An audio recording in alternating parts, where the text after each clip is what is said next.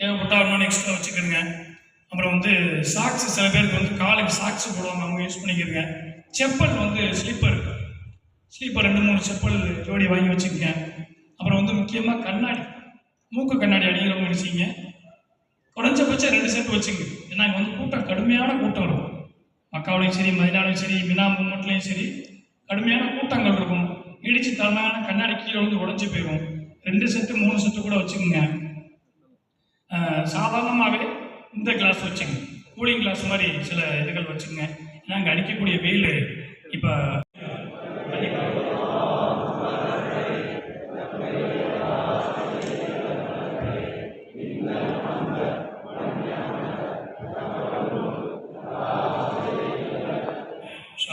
மக்காவில் இறங்கியாச்சு.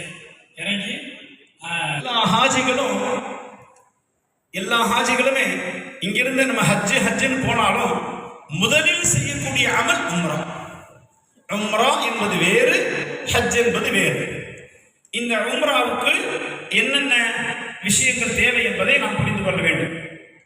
ஒவ்வொரு உலகத்துடைய எல்லா நாடுகளுக்கும் எல்லைகள் இருப்பதை போல நாம் விமானத்தில் பறந்து செல்லுகின்ற நேரத்திலே சென்னையிலிருந்து ஒரு 4 மணி நேரம் பறந்து சென்றாலும் 3 மணி நேரத்தை கடந்து அரபிக் கடல் வந்ததும் அந்த ஏலம் என்ற இடம் வந்து விடுகிறது.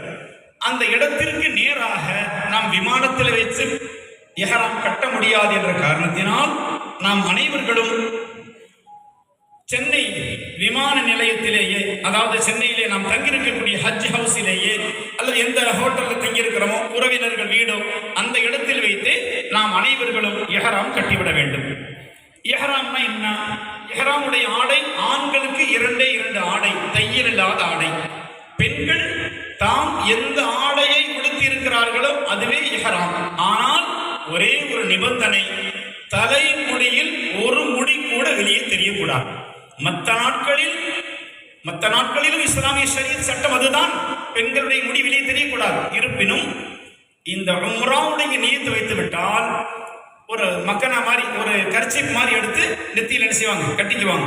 ஒரு முடி கூட, பெண்களுடைய தலைமுடியில் ஒரு முடி கூட வெளியே தெரியக்கூடாது என்பதுதான் மிக முக்கியமான விஷயம்.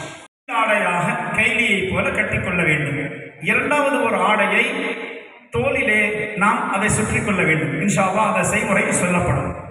இப்போ இஹ்ராம் கட்டுகின்றதற்கு முன்னால் நாம் நியத் செய்து கொள்ள வேண்டும். அல்லாஹும்ம இன்னி உரீதுல் உம்ரா ஃபயஸ்ஸிர்ஹா லி வ தகப்பல்ஹா மின்னி.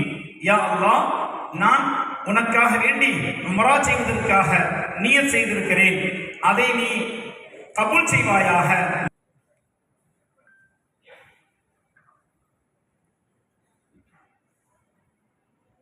பிறகு குலியாயுல் காஃபிரூன், இரண்டாவது ரக்காத்தில் குல் ஹுவல்லாஹு அஹத் ஓதி சலாம் கொடுக்க வேண்டும்.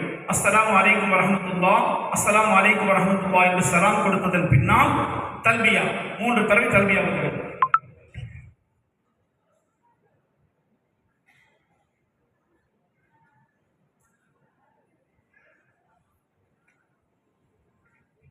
வலது தோல்புஜம் திறந்திருக்க வேண்டும், இடது தோல்புஜம் மூடி இருக்க வேண்டும். வலது தோல்புஜம் திறந்திருக்க வேண்டும், இடது தோல்புஜம் மூடி இருக்க வேண்டும். ஒன்றாவது உடலை சுத்தம் செய்து குளிக்க வேண்டும். இரண்டாவதாக அல்லாஹும்ம இன்னி உரீதுல் உம்ரா ஃபயஸ்ஸிர்ஹா லி வ தகப்பல்ஹா மின்னி என்று நியத் செய்ய வேண்டும். மூன்றாவதாக 2 ரக்காத்துகள் தொழுக வேண்டும். தொழுது சலாம் கொடுத்ததன் பின்னால் 3 தடவை தல்பியா ஓத வேண்டும். தல்பியாவை எதுவரை ஓத வேண்டும் என்றால், சென்னையில் இருந்து துவங்கி விமானத்தில் ஏறி விமானத்தில் தூக்கம் வருகின்ற வரை ஓத வேண்டும். ஜித்தாவில் போய் இறங்கி ஜித்தாவிலும் அந்த தல்பியாவை ஓதிக்கொண்டே இருக்க வேண்டும். ரூமுக்கு சென்று நம்முடைய எல்லா விதமான உடைமைகளையும், இதுதான் நம்ம ரூம்னு சொல்லி கன்ஃபார்ம் ஆன பிறகு அந்த ரூமில் எல்லா சாமானையும் வைத்துவிட்டு அங்கே ஒரு ஒது செய்ய வேண்டும். ஒது செய்துவிட்டு கீழே இறங்கி வந்து கஅபத்துல்லாவை கண்ணால் பார்க்கின்ற வரை தல்பியாவை ஓத வேண்டும். காலைய புனிதமான உன்னை பார்ப்பதற்காக, உன்னுடைய காபாவை பார்ப்பதற்காக வந்துவிட்டேன், எப்போ வந்துட்டோமோ இப்போ நம்ம அட்டென்ஷன் ஆயிட்டோம், அப்போ தல்பியாவை நிறுத்திக் கொள்ள வேண்டும்.